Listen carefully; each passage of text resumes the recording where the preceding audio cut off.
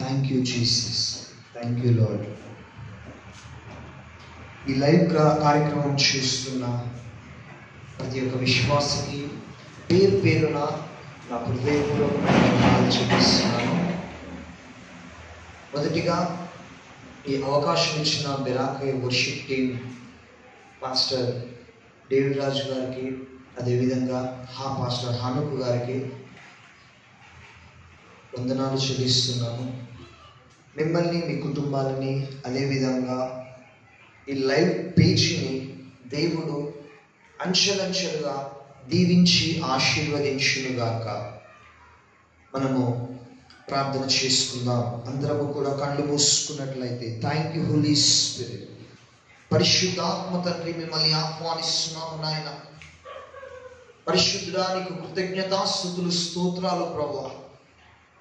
ఇదిగో నాయన, మా శక్తి చేతనైనను, మా బలము చేతనైనను, మా జ్ఞానము చేతనైనను ఏది కూడా కాదు, కానీ మీ ఆత్మ ద్వారా ఇక్కడ ప్రతి కార్యమును జరుగునుగా కానీ ప్రార్థిస్తున్నాం. ఈ లైవ్ కార్యక్రమము ఇదిగో నాయన ప్రభు, టెక్నికల్ ఇష్యూస్ ఏ అంతరాయం రావద్దు ప్రభు. సమస్తమును మీ ఆధీనంలో ఉంచుకోండి ప్రభువ. మీ దైవదూతల సహాయమును మాకు దయచేయండి. ఇదిగో నాయన ప్రభువ, మీరు మా మధ్యలో నీవు సంచరిస్తున్నందుకు నీకు కృతజ్ఞతాస్తుతులు, స్తోత్రాలు. మీ ఆత్మని మా మధ్యలో ఉంచినందుకు నీకు వందనాలు, స్తోత్రాలు చెల్లిస్తున్నాను ప్రభువ.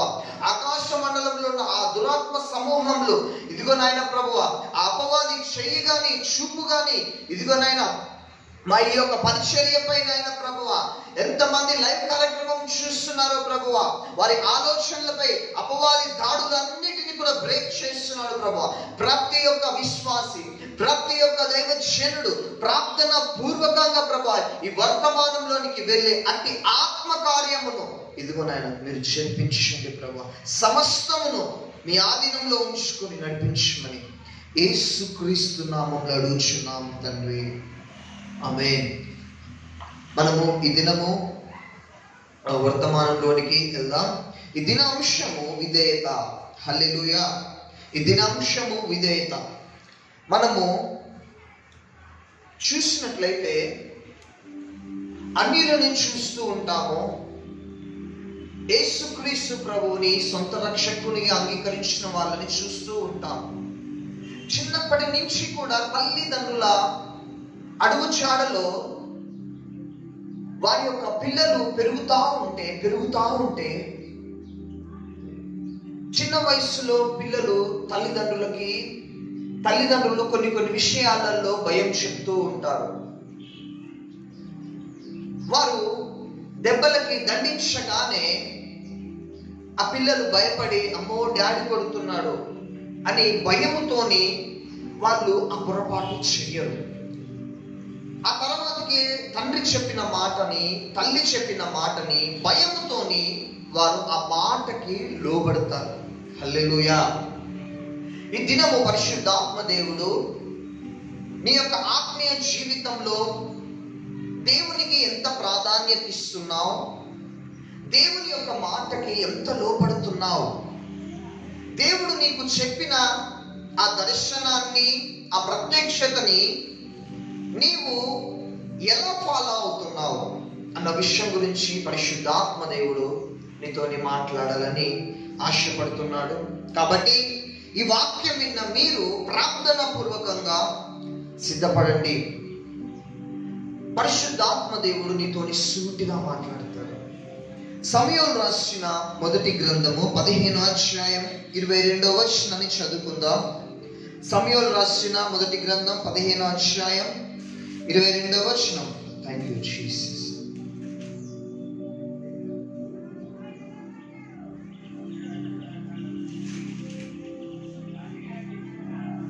అందుకు సమూయేలు తాను సెలవిచ్చిన ఆజ్ఞను ఒకడు గైకొనుట వలన యెహోవా సంతోషించినట్లు ఒకడు దహన బలులను అర్పించుట వలన ఆయన సంతోషించున.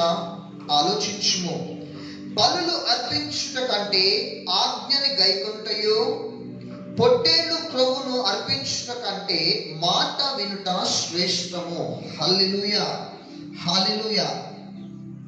దేవుడు కోరుకుంటున్నది నీ యొక్క జీవితంలో నువ్వు దేవుని యొక్క మాటకి ఎంత లోబడుతున్నావు, దేవుని యొక్క మాటకి ఎంత విధేయత చూపిస్తున్నావో ఒకసారి నిన్ను నీవు స్వపరీక్షించుకో. ఎందుకు అంటే దేవుడు సౌలును ఏర్పాటు చేసుకొని ఆయనని అభిషేకించినాడు. ఆయన దేవుని యొక్క మాటకి వ్యతిరేకంగా తిరగడమును బట్టి దేవుని యొక్క వాక్కు సమయోలు యొద్దకు వచ్చి సందేశాన్ని పంపిస్తాడు. నేను సౌలును ఎన్నుకున్నందుకు పశ్చాత్తాపడుతున్నాను. ఆయన నా ఆజ్ఞకి వ్యతిరేకంగా నడుచుకున్నాడు, ఆయన నన్ను బాధ పెట్టినాడు అని సమయంతోనే దేవాది దేవుడు మాట్లాడటం జరుగుతుంది. దేవుడు అంటాడు, బలులను అర్పించట కంటే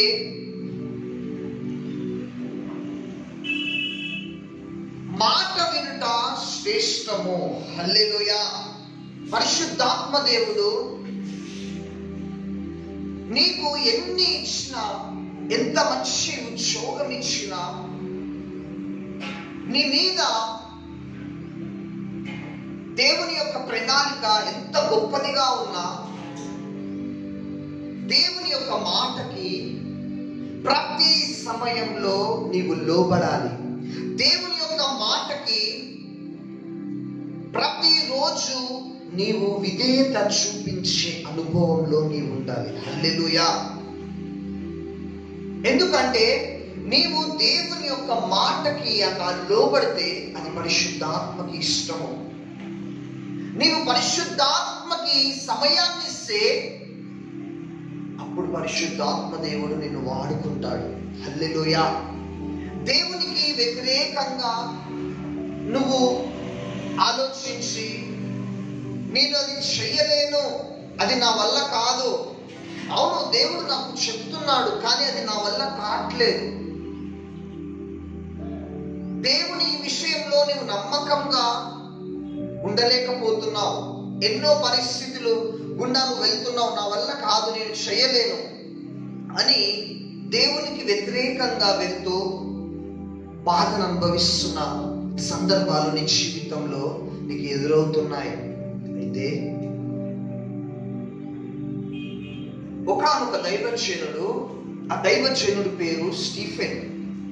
అయితే పరిశుద్ధాత్మ దేవుడు ఆ దైవజనుడికి బయలుపరిచిన విషయం ఏమిటి అంటే, మారుమూల గ్రామాల్లోకి వెళ్ళి నువ్వు సువార్తను ప్రకటించాలి, వారి యొక్క గుడిసెల దగ్గరికి వెళ్ళి నువ్వు సువార్తను ప్రకటించాలి అని పరిశుద్ధాత్మ దేవుడు ఆ గ్రామాన్ని చూపించడము.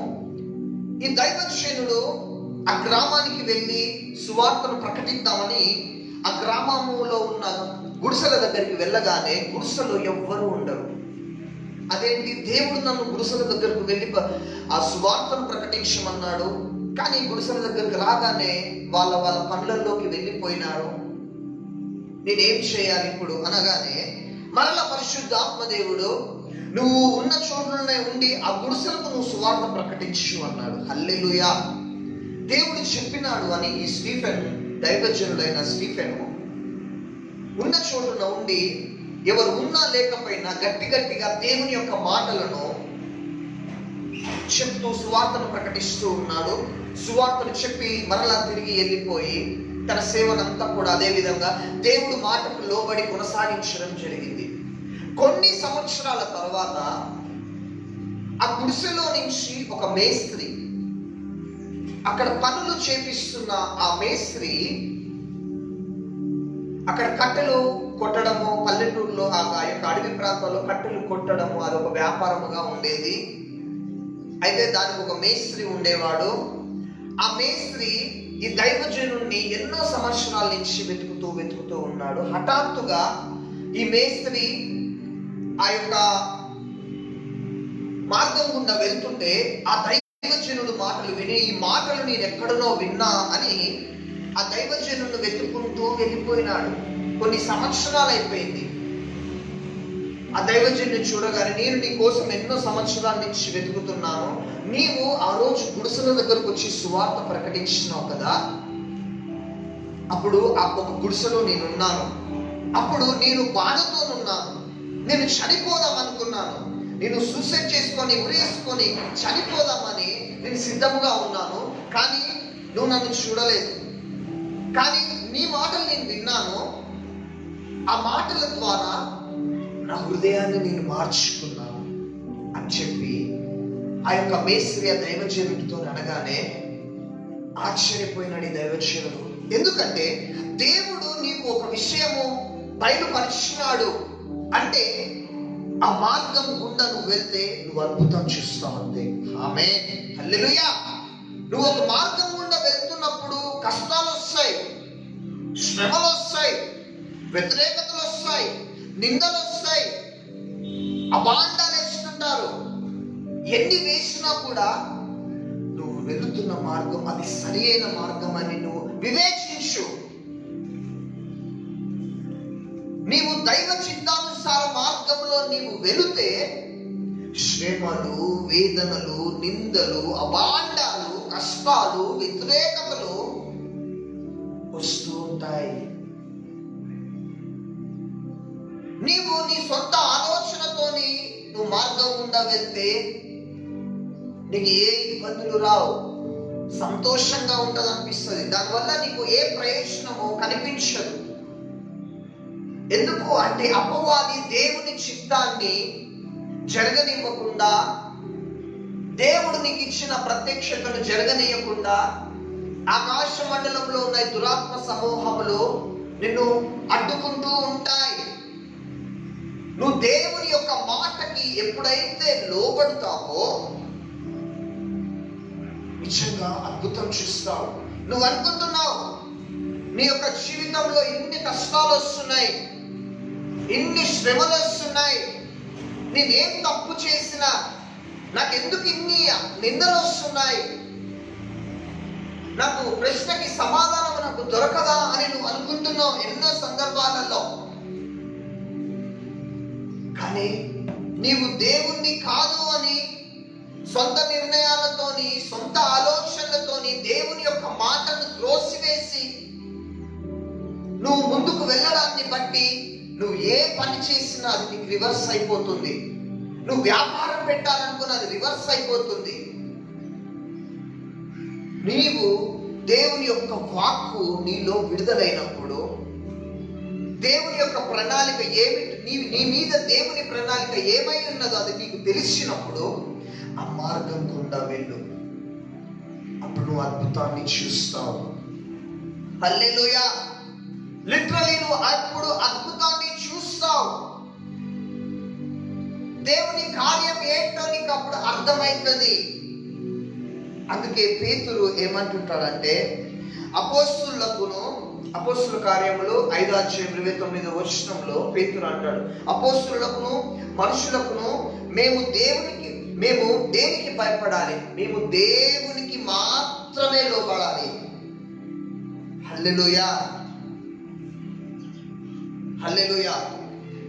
మేము అపోస్తులకు భయపడం, అపోస్తులకు ఏమని చెప్పినా మేము విన్నాం, మనుషులకు మేము లోబడం, దేవుని యొక్క మాటకు మాత్రమే మేము లోబడతాం. హల్లెలూయా. ఎందుకంటే నీవు ఎంతో మంది డబ్బు ఆశ చూపించవచ్చు, నువ్వు ఒక క్రైస్తవుడుగా జీవిస్తున్నావు జీవితాన్ని, నీ పరిస్థితులను బట్టి సమయం వచ్చినప్పుడు నీకు డబ్బు ఒకరు సహాయం చేస్తున్నారు. ఆమేన్. సహాయం చేయగానే మరలా నీకు డబ్బు అవసరం ఉంటుంది, మరలా నీకు సహాయం చేస్తారు. ఆమేన్. ఆ విధంగా సహాయం చేస్తా ఉంటే చివరికి వచ్చేసరికి నువ్వు ఎవరి మాటలు వినవు, నీకు డబ్బు ఇచ్చిన వారి మాటలే నువ్వు వింటావు. ఆయన్నే దేవుడిగా భావిస్తావు, ఆయన్నే దేవుడిగా పూజిస్తావు. ఎందుకంటే అవసరం ఉన్నప్పుడు నీకు డబ్బు ఇచ్చింది కదా, ఆయననే మంచివాడు, హల్లెలూయా. నీకు ఆయన డబ్బులు ఇచ్చినాడు కాబట్టి నువ్వు ఆయనకు ఒత్తాస పలుకుతున్నావు. ఆయన ఏం చెప్తే అది కరెక్ట్ అంటున్నావు, ఆయనకే సపోర్ట్ చేసి మాట్లాడుతున్నావు. అది మానవుని నైజం. ఒక్కటి గుర్తు పెట్టుకోండి, నీ జీవితంలో ఒకరికి అప్పు చేసి నీవు ఒకరికి అప్పు చేసి నీ జీవితాన్ని అంతా కూడా అప్పుల గుండా నువ్వు వెళ్తున్నావేమో, కష్టాల గుండా వెళ్తున్నావేమో. ఇవన్నీ చేసి దేవునికి సరైన ప్రాధాన్యత ఇవ్వకుండా, దేవుని యొక్క మాటకు లోబడకుండా, మనుషుల మాటకే లోబడాల్సిన పరిస్థితి నువ్వు తెచ్చుకున్నావేమో.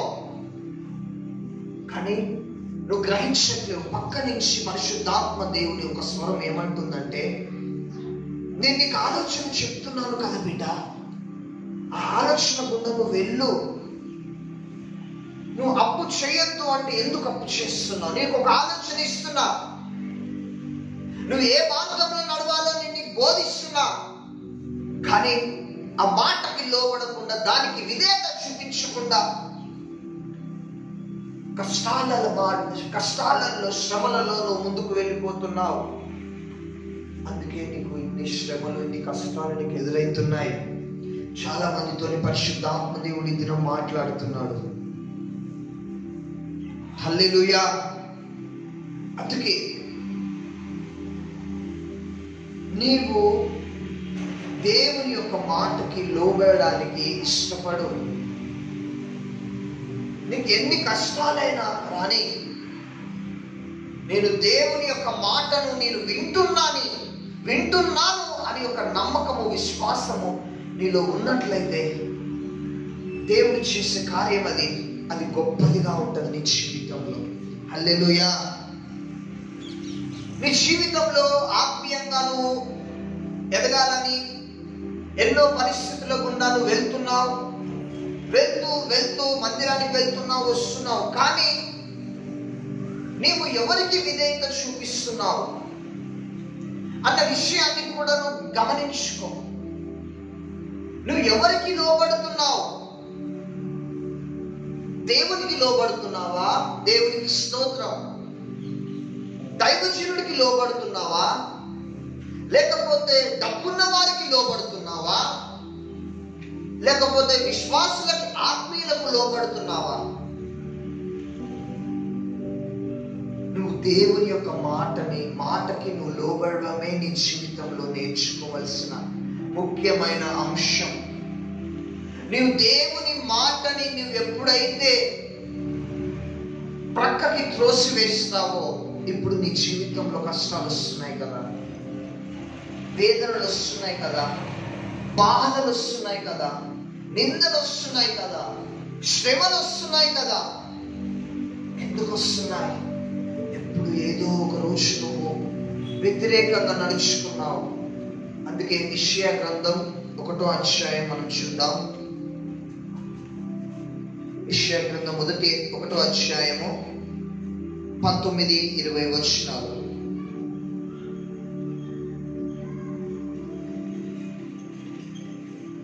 యెషయా గ్రంథం 1వ అధ్యాయం 19-20 వచనాలు చదువుకుందాం.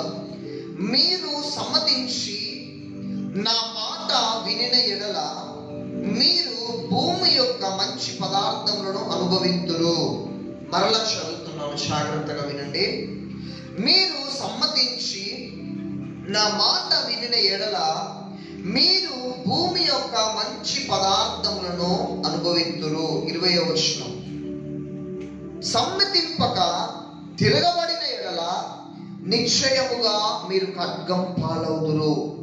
యెహోవా ఇలాగుననే సెలవిచ్చి ఉన్నాడు. హల్లెలూయా. ఇప్పుడు నేను చదివిన మాటని చాలా మందికి చాలా రకాలుగా అర్థమవుతుంది. హల్లెలూయా. ఎందుకంటే ఒకరికేమో దేవుని మాట వినకపోతే ఏమవుతుందో అని ఒకరు ఆలోచిస్తుంటారు.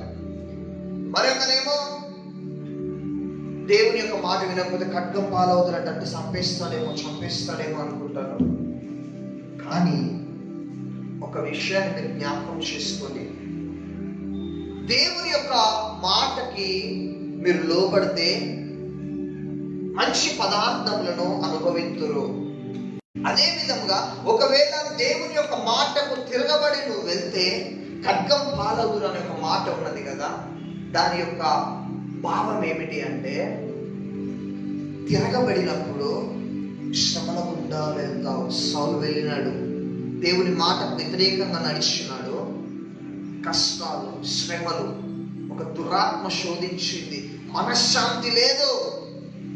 మాంత్రికుల దగ్గరికి వెళ్ళినాడు, పరిస్థితులు తారుమారైపోయినాయి, గౌరవం పోయింది, ఏడ సమాధానం లేదు. అతను ఎవరు కూడా పట్టించుకోవట్లేరు. ఎందుకంటే దేవుని యొక్క ఆజ్ఞని వ్యతిరేకించినాడు, మాటకి లోబడలేదు. ఆయన జీవితంలో ఒకటే చేస్తున్నాడు,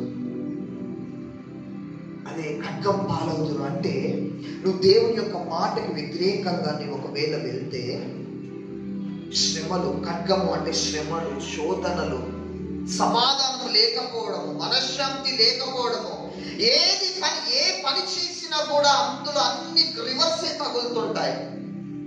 ఏదో వ్యాపారం చేయాలి, దేవుని కాదని వ్యాపారం చేయాలనుకుంటే బాధలు, నష్టాలు.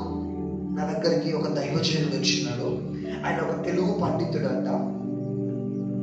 మందిరంలో ఆరాధన అవుతుంది, వెనక కూర్చొని ఏకీభవిస్తూ ఉన్నాడు. అయితే నాతో నా దైవజనుడు ఏమని మాట్లాడినాడు అంటే, నేను 15 సంవత్సరాలు దేవుని పరిచర్య చేసిన, నాకు ఎవ్వరు ఇప్పుడు సపోర్ట్ చేయట్లేదు కాబట్టి పరిచర్యను ఆపేసిన అని సింపుల్ గా చెప్పేస్తున్నాడు. కానీ నువ్వు నన్ను పొగుడుతున్నాడు, నువ్వు చిన్న వయసులో ఏ సపోర్ట్ లేకుండా నువ్వు బాగా సేవ చేస్తున్నావు పొగుడుతున్నాడు. అవన్నీ వద్దంకుల్, ఒక విషయం నేను చెప్తాను, జాగ్రత్తగా వినండి. మీరు సేవను ఆపేసిరా, ఇప్పుడు మీరు ఇప్పుడు ఏం చేస్తున్నారు అంటే ఇంకా చెప్తున్నాడు, నేను ఇప్పుడు ఒక తెలుగు పండితుడిగా పనిచేస్తున్నా. మరి ఇప్పుడు హ్యాపీగా ఉన్నారా? మరి సేవ చేసినప్పుడు హ్యాపీగా ఉన్నారా అంటే, నేను అప్పుడు హ్యాపీగా ఉన్నా, ఇప్పుడు కూడా హ్యాపీగా ఉన్నా అని చెప్పేసి అంటున్నాడు. పరిశుద్ధాత్మ దేవుడు అడుగుతున్నాడు, నువ్వు ఇప్పుడు హ్యాపీగా లేవు, నువ్వు సంతోషంగా లేవట, నువ్వు చాలా శ్రమలు అనుభవిస్తున్నావు, వ్యతిరేకతలలో నువ్వు ఉన్నావు, ఎన్నో అప్పులు చేస్తున్నావు అంట అని పరిశుద్ధాత్మ దేవుడే నాకు ప్రేరేపణించి మాట్లాడుతుంటే ఆయన అక్కడనే ఉన్న పాటను ఏడ్చేస్తున్నాడు. నేనేం చేయాలని తలకాయ కొట్టుకుంటున్నాడు. నువ్వు వెళ్ళి అన్ని వదిలిపెట్టి నువ్వు ఎక్కడ దేవుని సేవ ఆపేసినావో పశ్చాత్తాపడి మరలా వెళ్ళి దేవుని సేవ చేయండి. లేదు, నేను దేవుని సేవ చేయను, నా పిల్లల్ని పంపిస్తాను, నాకు 2 పిల్లలు ఉన్నారు, 2 పిల్లలు దేవుని సేవకే ఇచ్చేస్తా, కానీ నేను చేయలేను, వద్దు. నీకు ఒక కొడుకులాగా నేను చెప్తున్నాను, మీరు వెళ్ళి దేవుని సేవ చేయండి, మీ కష్టాలన్నీ దేవుడు తీసేస్తాడు. ఆమేన్, హల్లెలూయా. ఎందుకు అంటే ఆయన జీవితంలో అలాంటి పరిస్థితి వచ్చిందంటే చాలా మంది దేవుని సేవ చేసి ఆపేసిన వాళ్ళు ఉంటారు. ఆపేసిన తర్వాతకి వారికి ఇంకా శ్రమలు, శోధనలు ఎందుకు వస్తుంటాయంటే వాళ్ళు వ్యతిరేకమైపోయినారు, దురాత్మకు లోబడ్డారు. ఎవరో మాటలు మాట్లాడారని చెప్పి, ఎవరో ఇట్లా అన్నారు అట్లా అన్నారని చెప్పి దేవుని సేవని ఒకవేళ నువ్వు ఆపేస్తున్నావేమో, దేవుడు నీకు మందిరం ఇవ్వలేదని, మంచి సౌండ్ బాక్సులు ఇవ్వలేదని, మంచి మ్యూజిక్ సిస్టమ్ ఇవ్వలేదని, ఎన్నోసార్లు దేవుడు ప్రేరేపించినా కూడా ఆరాధనలు ఆపేయడము, వాక్యము దేవుడు నిన్ను చెప్పాలి అని నీలో నుంచి పరిశుద్ధాత్మ దేవుడు నేను ఎన్నిసార్లు ప్రేరేపణ నీకు ఇచ్చినా ఏముందిలే అని ఆగిపోవడము, దేవుడు ప్రేరేపిస్తున్నా కూడా నువ్వు బద్ధకంగా నిర్లక్ష్యమైపోవడము, ఇలాంటివన్నీ నీ జీవితంలో జరుగుతున్నాయి. దానికి గల కారణం పరిశుద్ధాత్మకి, నీతోని పరిశుద్ధాత్మ దేవుడు నిన్ను ప్రేరేపిస్తున్నాడంటే నీవు లోపడట్లేవు, మాట వినట్లేవు, విధేయత చూపించట్లేవు. ఆ విషయాన్ని జ్ఞాపకం చేసుకోండి. ఎందుకంటే సాతాను ఏర్పరిచిన వారిని సైతంను కూడా మోసపుచ్చుతున్నాడు. ఆ జాబితాలో నువ్వు ఉండద్దు. నీ మీద దేవుని ప్రణాళిక ఉన్నది. ఆ అపోహం నుంచి నువ్వు మొదటిగా బయటికి రా బిడ్డ. ఆ ఆలోచన నుంచి, ఆ మైండ్ సెట్ నుంచి నువ్వు బయటికి రా. ఎందుకంటే నీకు దేవుడు ఒక చిన్న మందని ఇస్తాడు, చిన్న పరిచర్యని ఇస్తాడు, చిన్న బాధ్యతని ఇస్తాడు. ఆ బాధ్యతలను నమ్మకంగా ఉన్నావా లేవా అని దేవుడు చూస్తాడు. నీవు కొద్దిగా నమ్మకంగా ఉన్నావు కాబట్టి బలా నమ్మకమైన మంచి దాసుడా అని నువ్వు అనిపించుకుంటున్నావా లేదా? ఒకసారి గమనించు. పరిశుద్ధాత్మ దేవుడు నీతో మాట్లాడుతున్నాడు బిడ్డ. ఎన్నిసార్లు బద్ధకంగా రేపు చేద్దాంలే, ప్రేయర్ మీటింగ్స్ ఎల్లుండి వెళ్దాంలే, లైవ్ కార్యక్రమము మరలా చేద్దాం, మరలా వారం చేద్దాంలే, కరెంట్ లేదు కదా, ఫోన్ లో ఛార్జింగ్ లేదు కదా, నెట్ డాటా లేదు కదా అని ఆలోచించి ఆపేస్తున్నావేమో. నువ్వు ఆపేయడం వల్ల నీ వల్ల ఒక ఆత్మ నరకానికి వెళ్ళిపోతుంది. నీ ఒక్క ప్రసంగం వల్ల ఒక ఆత్మ రక్షింపబడుతుంది. నీకు తెలియదు కానీ రక్షింపబడుతుంది. దేవుని పరిశుద్ధాత్మ కార్యం అదే విధముగా ఉంటది. నా లైవ్ కార్యక్రమం ఎవరు చూడట్లేరు, నాకు వ్యూస్ ఎక్కువ రావట్లేదు, లైక్స్ ఎక్కువ రావట్లేదు, కామెంట్స్ ఎక్కువ రావట్లేదు, షేరింగ్స్ ఎక్కువ రావట్లేవు అని నువ్వు చూస్తున్నావేమో. ఒక్కరు చూసినా గానీ, ఇద్దరు చూసినా గానీ వాళ్ళు రక్షింపబడబోతున్నారు అంతే. ఆమేన్. వాళ్ళు స్వస్థత పొందుకోబోతున్నారు అంతే. ఆమేన్. నీ జీవితము అంతా దేవునికి అప్పచెప్పే అంతే. మిగతా అవన్నీ సెకండరీ. అప్పుడు దేవుని యొక్క కార్యము నీ జీవితంలో నువ్వు చూస్తావు. ఎందుకంటే పరిశుద్ధాత్మ దేవుడు నిన్ను స్ట్రాంగ్ గా ఉంచుతున్నాడు. కానీ లోక సంబంధమైన పనులలో నిమగ్నమైపోయి నీకున్న స్ట్రెంగ్త్ ని నీవే తీసేసుకుంటున్నావు. అందుకే ఇది నీకు చివరి అవకాశం. పరిశుద్ధాత్మ దేవుడు నీకు ఏ విధముగా ప్రేరేపిస్తున్నాడో మనుషుల మాటలు పక్కకు పెట్టే, మనుషుల మాటలు పక్కకు పెట్టే. పరిశుద్ధాత్మ దేవుడు నీకు పాటలు పాడి తలాంతి ఇచ్చిందా, పాడు వెళ్ళి పాటలు. కీబోర్డుకు కొట్టే తలం ఇచ్చిందా, వెళ్ళి కీబోర్డు కొట్టు. బద్ధకం ఎందుకు వస్తుంది నీకు? యవ్వన ప్రాయంలో నా కాడిపోయిన ఎంతో మేలు అని పరిశుద్ధాత్మ దేవుడు చెప్తే తల్లిదండ్రులు మంచిగా తెచ్చిపెడుతుంటే తిని పడుకుంటున్నావు. అదే రొటీన్ అయిపోతుంది. కానీ దేవుడేమో నీకు మంచి తలాంతులు ఇచ్చినాడు. దేవుడేమో నీకు మంచి తలాంతులు ఇచ్చిండు, కానీ ఆ తలాంతులు నువ్వు వాడుకోవట్లే. ఎందుకంటే బద్ధకము. చికెన్ బిర్యానీలు, పిజ్జాలు, బర్గర్లు అనుకుంటూ నువ్వు వెళ్ళిపోయి కాలక్షేపం చేస్తున్నావేమో. పరిశుద్ధాత్మ దేవుడు నిన్ను చూస్తున్నాడు. నువ్వు ఉన్న పాటలో నిలబడితే నిన్ను గొప్పగా లేపుకోబోతున్నాడు. అంతే. దేవుడు నిన్ను గొప్పగా లేపుకోబోతున్నాడు. నీ సోమరితనమే అది నీ విషయము, నీ బద్ధకమే అది విషము. నువ్వు ఎంత నిర్లక్ష్యంగా ప్రవర్తిస్తున్నావో, ఎంత నిర్లక్ష్య వైఖరితో ఉన్నావో అదే నీకు విషముగా మారుతుంది ఒక దినాన్న. ఆ విషయాన్ని జ్ఞాపకం చేసుకో. ఎందుకంటే యేసయ్య కంటే ఎవరు కావాలంటే తెలుసా? కష్టపడే వాళ్ళు. దేవుని కోసం కష్టపడే వాళ్ళు కావాలి. ఆ విషయాన్ని జ్ఞాపకం చేసుకో. దేవుని మాటని, ఆయన ప్రేరేపణను, ఆయన గద్దింపును త్రోసివేయకు. ఆత్మీయులతోని, దైవజనులతోని, నీతోని దైవజనుల్లో నుంచి, ఆత్మీయులలో నుంచి, తల్లిదండ్రుల్లో నుంచి, నీ స్నేహితుల్లో నుంచి పరిశుద్ధాత్మ దేవుడు నీతోని మాట్లాడతాడు. ఆ మాటను నీవు త్రోసివేయకు.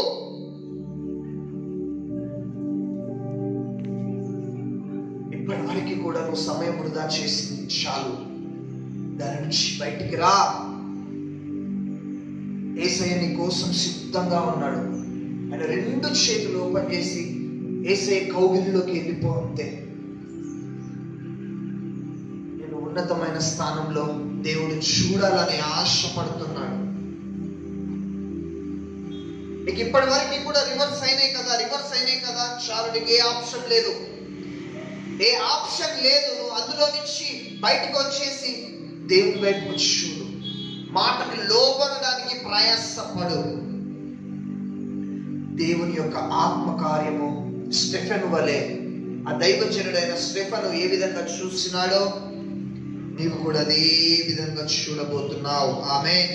అందరూ తలలు వంచినట్లయితే ప్రార్థన చేసి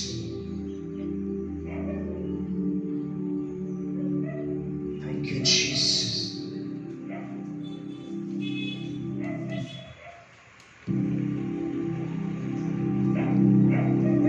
థ్యాంక్ యూ లార్డ్. పరిశుద్ధాత్మ తండ్రి, నీకు కృతజ్ఞతాస్తుతులు, స్తోత్రాలు. ఎంతమంది లైవ్ కార్యక్రమంలో ఏకీభవించినారో ప్రభువా, వారితో మీరు సుడిగా మాట్లాడినందుకు నీకు వందనాలు చెల్లిస్తున్నాను. వారు ఏ స్థితిలో ఉన్నారో ప్రభు, ఆ స్థితిని మీరు ఎరిగి ఉన్న దేవుడవు. అడగక మునిపే అక్కర్లన్నీ కూడా నువ్వు తెలుసుకున్న దేవుడవు ప్రభు. ఎవరైతే ఎంతమంది అయితే రిలీజ్ అవుతున్నారో ప్రభువా, ఎంతమంది హృదయాలు ఈ దినమున పశ్చాత్తాపంలోనికి వెళుతున్నాయో, ఇదిగోనైనా వారిని బలమైన పాత్రగా వాడుకోండి.